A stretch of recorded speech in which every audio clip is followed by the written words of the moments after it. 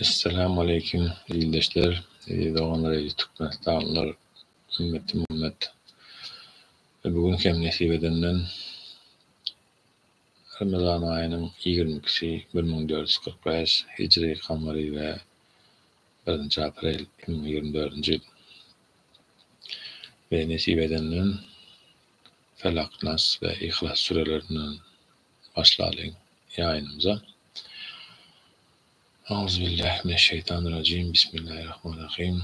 Kul a'udhu rabbil felak min şerri ma halak ve min şerri gâsikin izâ vekab ve min şerri neffâsâti fil ukad ve min şerri hasidin izâ hased. Bismillahirrahmanirrahim. Kul a'udhu rabbin nas, melikin nas, ilahin nas, min şerri vesvâsihin nas, ellezî yuvesvisu fî sudurin nas minel cinneti ven nas. Bismillahirrahmanirrahim. Kul huvallahu ahad, Allahus samed, lem yelid ve lem yulad ve lem yekun lehu kufuven ahad. Sadakallahul azim.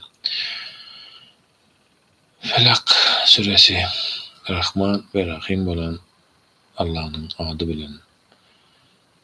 Men seherin perverdigarına sığınıp, onun yaradan zatlarının şerrinden, tümlük buran vakti giyeceğinin şerrinden, düvünlere üflep cadi ediyen cadigörlerin şerrinden, goriplik ediyen vakti goriyun şerrinden pena isleyer.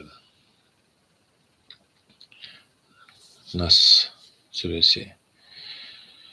Ayet ey Muhammed. Bismillahirrahmanirrahim. Rahman ve Rahim olan Allah'ın adı bilen. Men insanların perverdigarına, insanların hükümdarına, insanların Hudayına sığınıp, gaflatta vakti insanların gursaklarına, yüreklerine vasvası salayan, Allah'ını yadlayan vakti bolsa kaçıyan insanlardan ve cinlerden bolan şeytanın şerrinden pena isteyer. Ve İhlas suresi, Rahman ve Rahim olan Allah'ın adı bilen. Ayet ey Muhammed sallallahu aleyhi ve sellem. Allah ahattır, birdir. Ehli zat ona meteştir. Ol hiç kimin doğuran değildir. Hiç kimden doğan hem değildir. Onun hiçbir deni tayı yoktur. Sadakallahul azim. Ve nesip edenden bugün ezildeşler yine de bir gerek sebebi Peygamber aleyhissalatu vesselam aydık geçen Ramazan ayının içinde bir gece vardır. Olmun ayının hem hayırlıdır. Ol hem kadir gecesidir diye ve onu gözlesin müminler ayın içinde deyip buyurtturlar. Elbette bizim dini ulemalar, alimler, dünya yüzündekiler o her ayın planı günü kadir gecesi deyip mesela önümüzde şu an görünüyor. 4. April'den 5. April'den 5. April'den 6. April'e geçen gece Ramazan'ın 26. 27. geceleri kadir gece deyip çaklama ediliyor.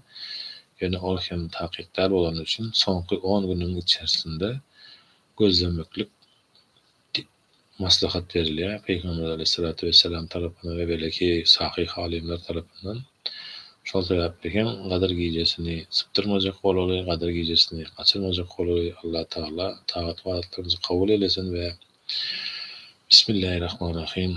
İnna enzelnahu fi leyletil kadr ve ma edrake ma leyletul kadr. Leyletul kadr hayrun şehr tenezzelul melaiketu ve ruhu fiha biizni rabbihim min kulli emrin. Selamun hiya hatta matla'il fecr. Rahman ve Rahim olan Allah'ın adı bilen. Tahkik biz onu Kur'an'ı Kadir gecesinde indirdik. Sen Kadir gecesinin nämedigini näet bilecek.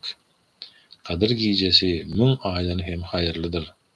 Ol gecede perişteler ve ruh Cebrail aleyhisselam özlerinin perverdigarının ruhsadı bilen özlerine tapşırılan ehli işleri berca etmek için yere inerler. Ol gece tädan atyança sağlık, salamatlık bolar. Sadakallahul azim. Ve bugün nesip edenden Kur'an-ı Kerim'in kalbi, Kur'an-ı Kerim'in yüreği deyip adlandırılan Yasin suresini okumakçı. İnşallah Allah yol verse ve Yasin suresi 83 ayetden ibaret bolan üçin ilki Arapça okuyan 10 ayet, son 10 ayetinin Türkmençesini okuyan hem düşünleri ýaly hem Arapça okap sowap alar ýaly. Euzu billahi mineşşeytanirracim. Bismillahirrahmanirrahim. Yasin vel Kur'anil hakim.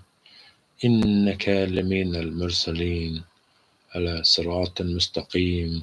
Tenzilel azizir rahim.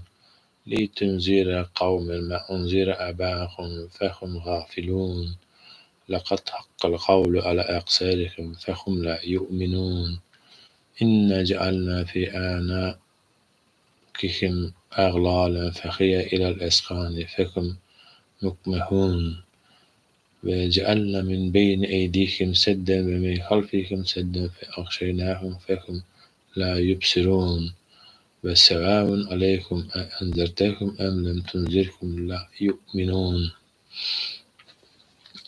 Yasin suresi Mekke'de inen surelerden bol 83 ayetten ibaretdir. Surenin ady ilkinji ayette gelýän elifbi harfleri bolan ya ve sin harflarynyň goşulyp gelýändigi sebäpli bu ad bilen adlandyrylypdyr.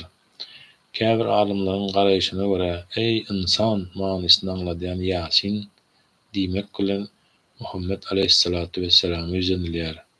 Yasin suresinde haqqy ikrar edýänler bilen etmeýänleriň ahwalaty, kıyamatda boljak zatlar we Allahyň gudratynyň beýany getirilýär. Yasin Rahman we Rahim bolan mehriban we rahim şefaatli Allahyň ady bilen Yasin. Hikmetli Kur'ana kasam bolsun. Taqiq sen berilen peygamberlerdensin. Sen dogry ýoldan barýarsyň. Bu Kur'an gudraty güýçli we rahim şefaatli Allah tarapyndan ata-babalaryna duýduruş berilmedi. Şonuň üçin hem gapyl kalan kowma duýdurmak üçin indirilendir. Kasam bolsun olaryň köpsine ceza vermek söz hakykat boldy. Biz olar iman getirmezler. Biz olaryň boyunlaryna eňeklerini çeli ýetip duran halkalar geçirdik. Şol halkalar sebäpli kelleleri ýokaryk bakyp durandyr. Biz olaryň öňlerinden bir bent, izlerinden hem bir bent etdik. Şeýdip olary gabak goýdyk. Indi olar hakykaty görüp hem bilmezler. Sen olary azap bilen gorkutsaň da, gorkuzmasaň da olar üçin tapawdy ýok, barybir inanmazlar. Allah Taala bizi inan beýlelerden eylesin ve 11. ayeti Bismillah innema tunziru men ittaba'a zikra ve haşiyar rahmane bil gaybi ve beşşirhi bi mahfiratin ve ecrin kerim inna nahnu nuhyil mevte ve nektubu ma qaddamu ve asarahum kullu şeyin ahsaynahu fi imamin mubin ve وَاضْرِبْ لَهُمْ مَثَلًا أَصْحَابَ الْقَرْيَةِ إِذْ جَاءَهَا الْمُرْسَلُونَ إِذْ أَرْسَلْنَا إِلَيْهِمْ اثْنَيْنِ فَكَذَّبُوهُمَا فَعَزَّزْنَا بِثَالِثٍ فَقَالُوا إِنَّا إِلَيْكُمْ مُرْسَلُونَ قَالُوا مَا أَنْتُمْ إِلَّا بَشَرٌ مِثْلُنَا وَمَا أَنزَلَ الرَّحْمَنُ مِنْ شَيْءٍ إِنْ أَنْتُمْ إِلَّا تَكْذِبُونَ قالوا ربنا يعلم إنا إليكم لمرسلون وما علينا إلا البلاغ المبين قالوا إنا تطيرنا بكم لئن لم تنتهوا لنرجمنكم ولا يمسنكم منا عذاب أليم قالوا طريق معكم وإن ذكرتم بل أنتم قوم مسرفون وجاء من أقصى المدينة رجل يسعى قال يا قوم اتبعوا المرسلين. Sen diňe Kur'any eýirýän, görmese hem Rahmandan, Allahdan gorkýan adama duýduryp bilersiň. Ine ony Allahyň ýalkawy we ýaşy sylagy bilen söýünjile. Taqiq biz ölüleri hökmän diýelderiz we olaryň öňüden hemme işlerini hem de soňky galdyrjak izlerini, işlerini ýazyp goýarys. Biz ähli zady aýdyň ýol görkezijide lawhy mahfuzda ýazyp goýdyk. Ey Muhammed sallallahu aleyhi we sellem, sen olara ilçiler gelen, iýberilen owanyň şäheriniň halkyny mysal getir. Açanna biz olara iki tane ilçini iýerenimizde olar ol ikisini ýalançy hasap etdiler. Soň üçünji ilçi bilen golda berdik. İlçileri dogrusy biz Allahyň size iýberen ilçileridir diýdiler. Olar ilçilere siz biz ýaly adaty insanlar ahyry Rahman Allah hiç zady indermedi. Siz diňe ýalan sözleýärsiňiz diýdiler. İlçiler bolsa olara Perwerdigarymyz takyp biziň size iýberilen ilçilerdigimizi bilýändir. Biziň wezipämiz diňe size Allahyň buyruklaryny açykdan açyk ýetirmekdir diýdiler. Soň olar dogrusy siziň bilen bize şumlyk gelýär. Egerde siz bu päliňizden dänmeseňiz kasym edýäris, biz sizi daşlarys. Biziň tarapymyzdan size juda ýowuz azap gelip ýeter diýdiler. İlçiler hem olara siziň şumlygyňyz özüňize bolsun. Egerde size nesihat berilýän bolsa, munyň nämesi şumlyk bolsun, tersine siz hetden aşan kowmsyňyz diýdiler. Şol wagt şäheriň çetki künjeginden bir adam ulgak geldi. Ol, ey kowmum, bu ilçilere boyun bolun.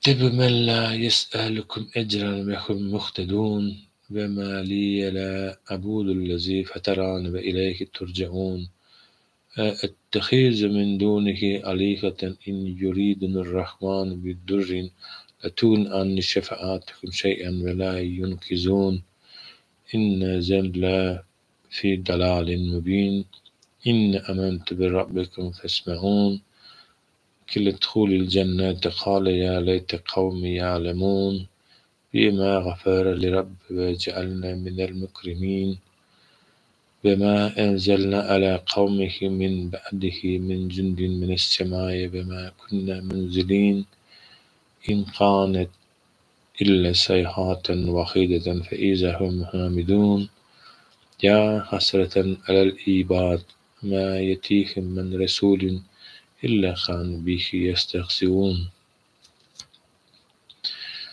Sizden hak tölemezliginizi islemeyen bu adamlara eýerin. Sebäbi olar dogry ýola tabyn bolan kişilerdir. Men näme üçin özümi ýaradana ibadet etmeli däl. Siziň hemmeňiz oňa dolanyp balarsyňyz. Men Allahdan başga hudaýlary tutunaýynmy? Eger Rahman Allah maňa haýsydyr bir ziýan ýetirmek islese, onda olaryň Allahdan özge Hudaý hasaplaýanlarynyň şepagaty maňa hiç hilip peýda bermez. Olar meni halas hem edip bilmez. Beýle ýagdaýda men äşkär görünip duran ters ýolda bolaryn. Takyp men siziň Perwerdigaryňyze iman getirdim, maňa gulak asyň diýdi. Düşündirişi, ol adamyň bu sözlerinden soň kapyrlar diýmek, sen hem onuň dininiň ekeniň diýip ony daşlap başlaýarlar. Ol adam hem şol ýerde jan berýär. Ol adama, ey bendem, gel cennete gir diýildi. Şonda ol, käşke kowmum hem Perwerdigarymyň meniň günahlarymyň geçendigini we meni hormatly kişilerden edendigini bilsediler diýdi. Biz ondan soň onuň kowmynyň üstüne olary helak etmek üçin asmandan goşun indermekçi hem däldik. Diňe elhenç bir ses boldy. Olar destine duran ýerine doňup sönüp kaldylar. Özlerine bir peýgamber gelende onuň üstünden gülüp ýaňsylaýan ol bendelere haýp bolsun.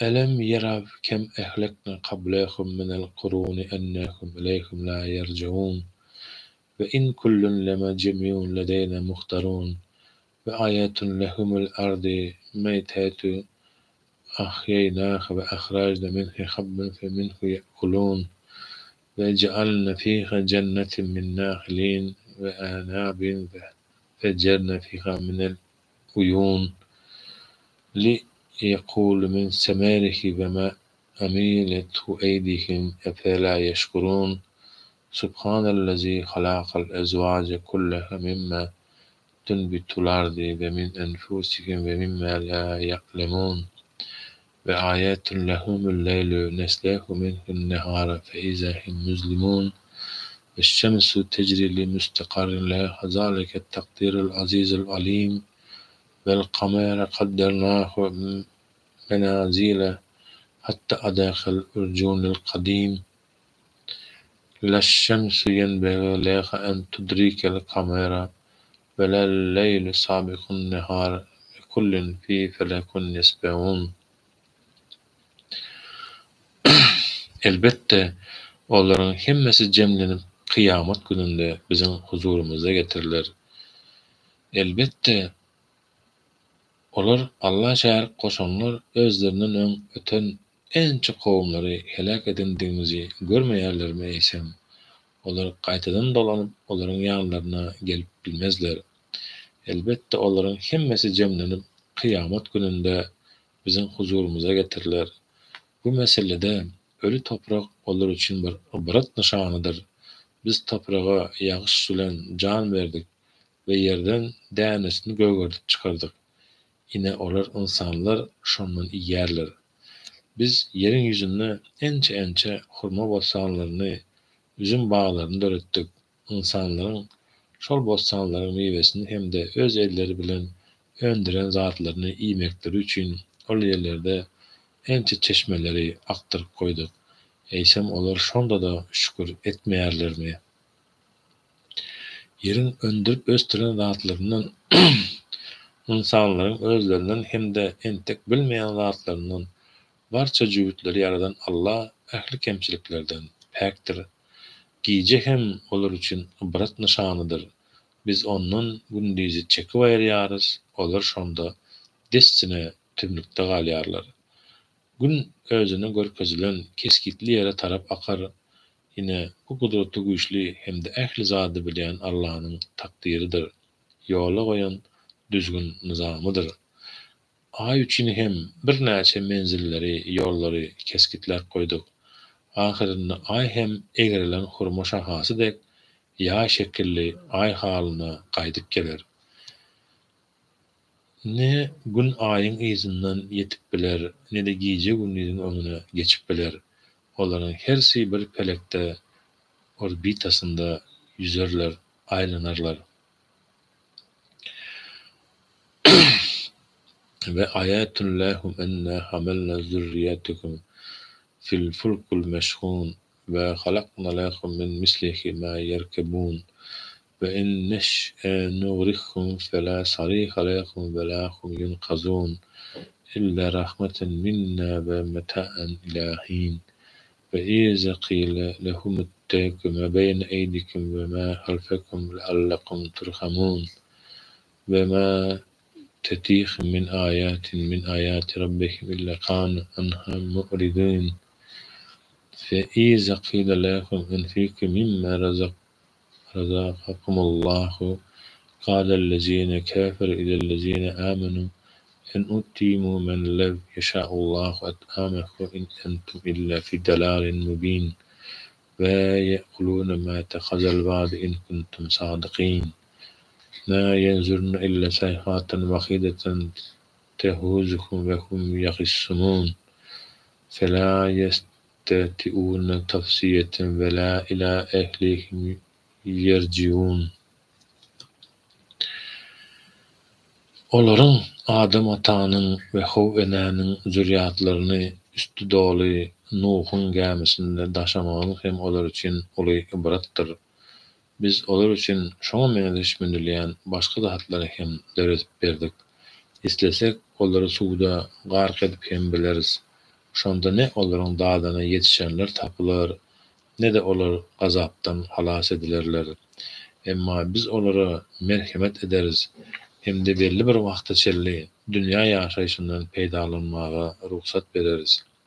Olara merhemet edilmeňiz üçin sizin indike etjek işleriniz zararly, Allah'dan gorkun diýilende olar muňa düýbinden gulak gabartmazlar. Olara özleriniň Perwerdigäriниň ayatlaryndan bir ayet gelende ondan yüz öwürýärler. Olara Allah'ın size rızkıl edip beren zadından Allah yolundan sarp edin diýilende kapırlar müminlere Allah'ın islese tagyn berjek kişisine biz tagyn berelimi? Taky siz göz görtele ters ýoldasyňyz diýdiler. Olar eger siz dogruçul bolsaňyz ol wada azap haçan bolar diýerler. Olar diňe bir-birleri bilen çekeleşip dur kalar. Duýdasyz ýagdaýda özlerini tutjak elhinç bir sese garaşýarlar. Ine şol wagt olar ne bir-birlerine wesiýet edip ýetişerler, ne de maşgalalarına gaýdyp baryp bilerler.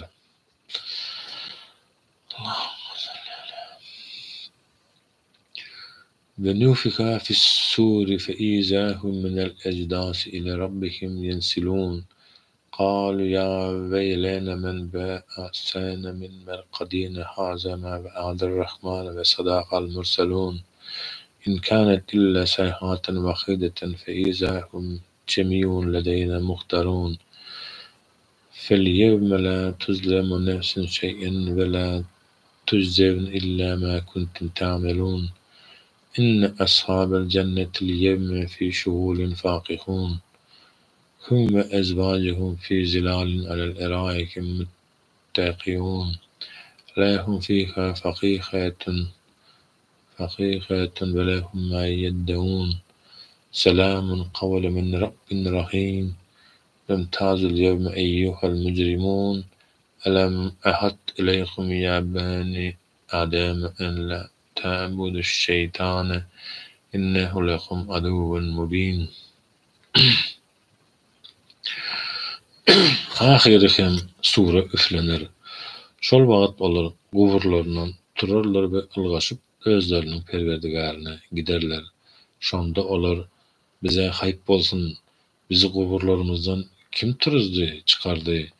Bu Rahmanyň Allah'nyň wadasydyr. Peýgamberler dogry aýdypdyrlar diýerler.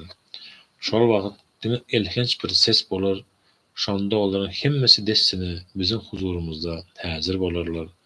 Şol gün hiç kime, hiç kili zulüm, adalatsızlyk edilmez.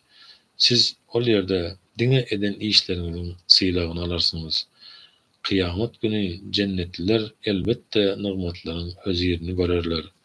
Olar we jübitleri kölegöli yerlerde şekillere ýaplanyp oturarlar. Ol ýerde olar üçin dürli dümen ýerimişler bardyr. Olar üçin ol ýerde islam zady bolar. Olara rehim şefaatli Perwerdigar tarapyndan salam sözü aýdylar. Olara ey günäkarlar, hany bugün ýagşylardan saýlanyň diýler. Ey Adam perzentleri, size şeytana ibadet etmeň, boyun bolmaň. Çünkü ol size göz görtele düşmandyr. Maňa ibadet edin, sebäbi dogry ýol budur diýip ähd edip aýtmadymmy? Ve âni budûn hâzâ sıratun mustaqîm. Ve laqad edalla minkum cibilan kesîran efelem tekûnû ta'qilûn. Hâzihi cehennemu allati kuntum tu'adûn. İslevha al-yevme bima kuntum tekfurûn. اليوم نختم على أفواههم وتكلمون أيديهم وتشهد أرجلهم بما كانوا يكسبون ولم نشاء ولا تمسنا على أعينهم فاستبق الصراط فإنا يبصرون ولم نشاء ولا مسخناهم على مكاناتهم فما استطاعوا مضيا ولا يرجعون ومن نؤمره ننكشه في الخلق أفلا يأكلون وما علمناه الشعر وما ينبغي له إن هو إلا ذكر وقرآن مبين لينذر من كان حيا ويحق القول على الكافرين أولم يروا أنا خلقنا لهم مما عملت أيدينا أنعاما فهم لها مالكون. Şeytan sizin aranızdan nesillerin köpsini azdırıp aldı ve saldı. Henizem aklınızı ulanıp pikirlenecek dälmisiniz? Inne bu size wada verilen dowzaktır. İnkar edip kapyry bolandygyňyz sebäpli bugün oňa dowzaka girin. Bugün olaryň azarlaryny möhürläp goýarys. Olaryň eden işlerini bize öz elleri gurrun berer. Ayaklary hem şaýatlyk eder. Eger biz islesedik, olaryň gözlerini bütünlei kör edip goýardyk. Şonda olar dogry ýol tapmak üçin ylgaşardylar. Emma olar hakykaty nädip görüp bilsinler. Eger biz islesedik, duran ýerlerini olaryň durkuny, sypatyny üýtgederdik.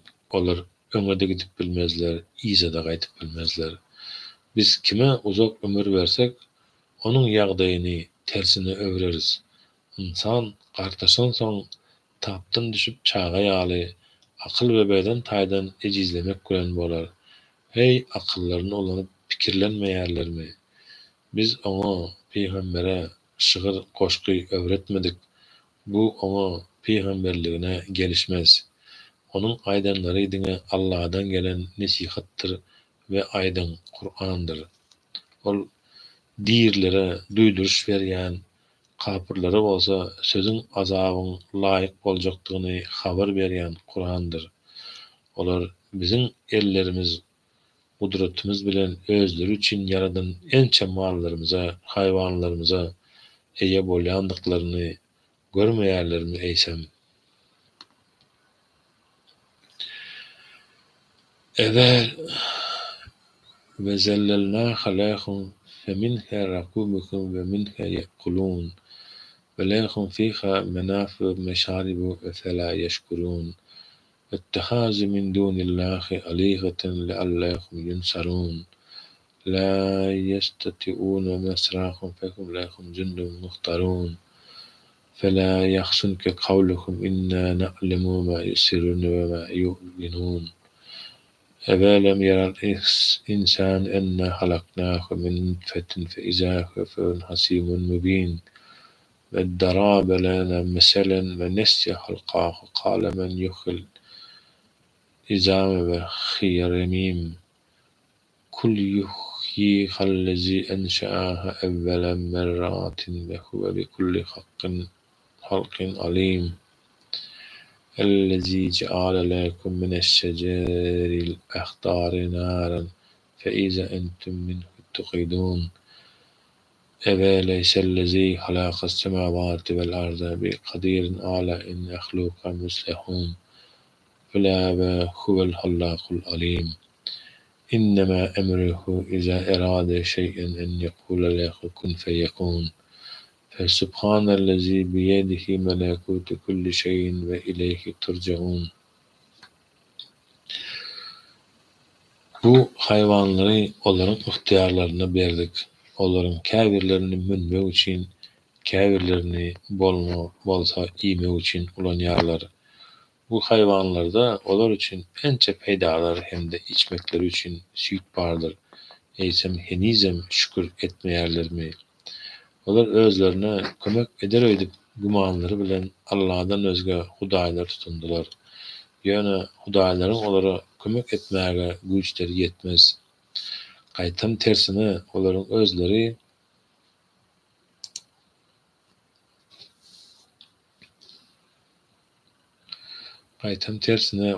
özleri ol toslama hudaýlara hyzmat edýän taýýar eskerlerdir. Ey peýgamber, olaryň aýdýan sözleri seni gynandyrmasyn. Taýyk biz olaryň gizli zatlaryny hem äşkär zatlaryny hem bilýäris. Düşündirişi ölümden soňky dirilmegi inkar edýän Übey ibn Halef atly bir kapyr eline çüýräp giden bir sümk alyp onu owradýar. Soň bolsa peýgamberimize ýüzlenip, sen Allahyň çüýräp giden bu sünkleri täzeden diriltjegine inanýarsyňmy diýär. Peýgamberimiz aleyhissalatu vesselam hem ona Hawwa ol direlder, seni hem dowzaka salar diýär. Bu wagadan soň hem aşakdaky ayatlar inýär. Eýsem ol kapyr Adam bizim özüni bir damcı erkeklik suwundan yaradandygymyzy görmeýärmi? Ol bize göz görtele düşmançylyk edýär. Ol öz yaradylışyny ýatdan çykaryp bize garşy mysal getirmäge, akyl öwretmäge synanyşýarlar. Ol çüýräp giden bu sünkleri kim diýeldip biler diýär. Oňa olary ilki başda kim ýardan bolsa, şol hem täzeden diýerler. Çünki ol ähli görnüşdäki yaratmagy bilýändir diýip aýt. Ol ýaşyl öl agaçdan siziň üçin ot çykarýan hem Allah'dır. Sizin özüňiz hem ondan ot ýakýarsyňyz. Düşündirişi çarwa araplar merh we ufar diýilen agaçlary bir-birine süýkäp ondan ot çykarar ekenler. Bu ayetde hem ýaşyl öl agaçlardan ot çykarmaga güýj eden Allah'nyň çüýren sünkleri diýeltmäge hem güýjüniň ýetjekdigi aýdylmak istenýär. Asmanlary we ýeri ýaradanyň heýde ýene-de şonçasyny ýaratmaga güýji ýetmezmi? Elbetde ýeter. Ol ähli zady yaradyjydyr we yaratmagy we ähli zady gowy bilýändir. Ol bir zady yaratmak isleýän wagty onuň işidine bol diýmekdir. Ol zat dessine peýda bolar. Ähli zadyň mülki, hökmürawanlygy elinde bolan Allah ähli kemçiliklerden päkdir. Siz hem oňa dolanyp bararsyňyz. Sadakallahul azim. Allahu Teala bizleri imanly, söýgüli bendelerinden eýlesin we ählimize päk niýetlerimize görä, kalbimize görä haýyrly amal bersin bu durmuşda inşallah. Zahir bil maruf nehi al munkeri diňe aýtmak bilen däl hem aslında oňaryp bilsek hem elimiz bilen hem aýryp bilmegi bize müýesser eylesin inşallah. Allahumme inni es'eluke manen dâm ve es'eluke kalben haşi ve es'eluke ilmen nâf ve es'eluke sadık ve es'eluke dinen kayyima ve es'eluke afiyete min kulli belek ve es'eluke temamel afiyek ve es'eluke temamel afiyek ve es'eluke şükrel afiyek ve es'eluke gınainen nas. Allahumme eşkili zalimine biz zalimin ve ehricne min beynihim salimin. Ey Allah'ım ya Rabbi, zalimleri bilen uğraştırıp, birbirlerini uğraştırıp, yok ettirip, bizleri hem aralarından salamat çıkar. Rabbena atina fid dunya haseneten ve fil ahireti haseneten ve qina azaben nar. Rabbena gfirli ve li validey ve lil müminine yevmekül hisab ve rahmetike erhamer rahimin. Ey Allah'ım ya Rabbim, sağ salamatça memleketimize, yurdumuza dolanıp barmağımıza, mukaddes olan topraklarımıza barmaklarımıza, bala çağalarımıza, yakın kardeş dolanlarımıza kavuşmaklığımıza, begencimizden ağlaşıp, begenişip, zalim sultanı hem başımızdan ayırıp, adaletli, şeriata uyyan, İslam dinine uyyan, hakikate uyyan, bolmalı ziyalık hem etip bilecek bir yurdumuza kanun getirmekligi ve şoňa göre amal etmekligi, şeriata göre amal etmekligi ödün müýesser eyle. Elhamdülillahi Rabbil alemin, Rahmanirrahim, Maliki yevmiddin, iyyake na'budu ve iyyake nestaîn, ihdinas-sıratal mustakim, sıratal lezîne en'amte aleyhim, gayril mağdûbi aleyhim veleddâllîn. Amin. Ya Rabbil alemin, bi rahmetike ya erhamer rahimin. Allah kabul etsin. İldeşlerem ýa-ni aman görüşediň nesip bolsa, Allah ömür berse, tirýenler sagatda sizinle görüşeriz. Sağ olun. Allah'a emanetsiniz.